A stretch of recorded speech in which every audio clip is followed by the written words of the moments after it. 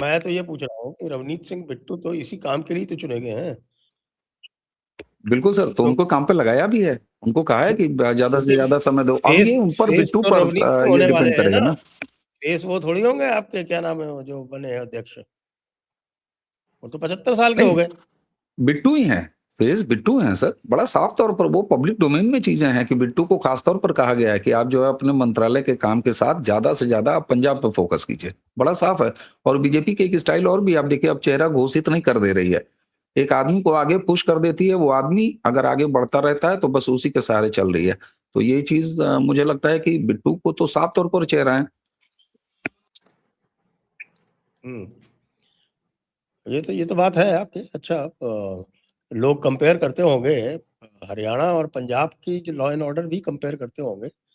हरियाणा की और कंपैरिजन नहीं, अगर पंजाब से कंपैरिजन करेंगे तो 10 टाइम्स बेटर है। जी नहीं सर, बाबा जी। हरियाणा की भी लॉ एंड ऑर्डर स्थिति बहुत खराब है। मैं आपको सच बताऊं, मैं तो रोज इसकी आलोचना करता हूं। हरियाणा की भी लॉ एंड ऑर्डर की स्थिति बहुत, हालांकि पंजाब जितनी नहीं है परंतु बहुत खराब है, क्योंकि वहां पर भी एक्सटॉर्शन और फिरौती वसूली और मोटी वसूली, करोड़ों रुपए की वसूली के घटनाएं सुनने को मिल रही हैं, और विदेश में बैठे हुए गैंगस्टर्स कर रहे हैं। और पंजाब में भी थोड़ा सा, हरियाणा में भी बुलडोजर एक्शन की बड़ी सख्त जरूरत है। ये यूपी में क्यों नहीं करते? ये क्या विदेश सर? में बैठे हुए लोग, ये विदेश में बैठे हुए लोग ये यूपी में फिरौती क्यों नहीं लेते? हाँ, मैंने कल के एक वीडियो में मैंने ये सवाल पूछा है। मैंने कहा क्या पैसे वाले सिर्फ हरियाणा पंजाब में है, क्या यूपी में नहीं है? यूपी में तो कोई जोर से खांसने की हिम्मत नहीं करता, फिरौती तो उसूल लेना तो बहुत बड़ी बात है। सर देखिए, बाबा जी ने जो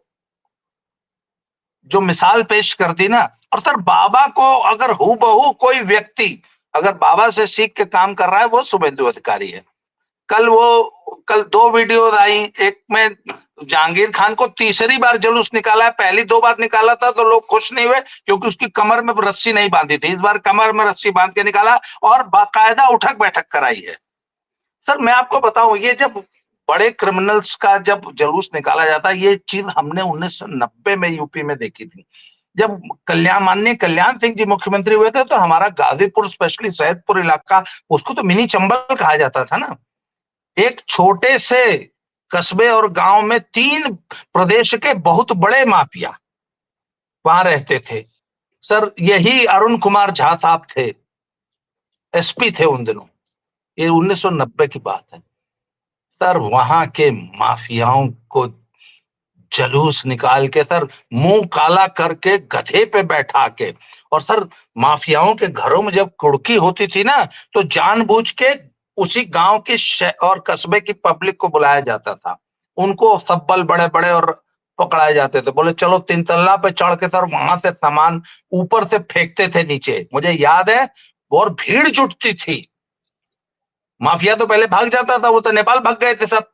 और सर उसके बाद जो उनके कारिंदे मिल जाते थे, जो मिल गया, सर मुंह काला करके, बाल छिलवा के, गधे पे बैठा के पूरे शहर में, और पब्लिक को बुला, मुझे अच्छी तरह याद है, उड़िहार की घटना है सर। चौराहे पे बैठा लिया, पब्लिक को बुलाया, एक लड़के को जूता दिया, बोलो इसके सिर पे मारो 10 जूता। अब सर उसकी हिम्मत ही न पड़े, इतना बड़ा माफिया। सर उसने धीरे से मारा उस लड़के को, दरोगा ने मारा एक झापड़, बोला साला कायदे से मारो नहीं तुम्हारी खाल उतारूंगा।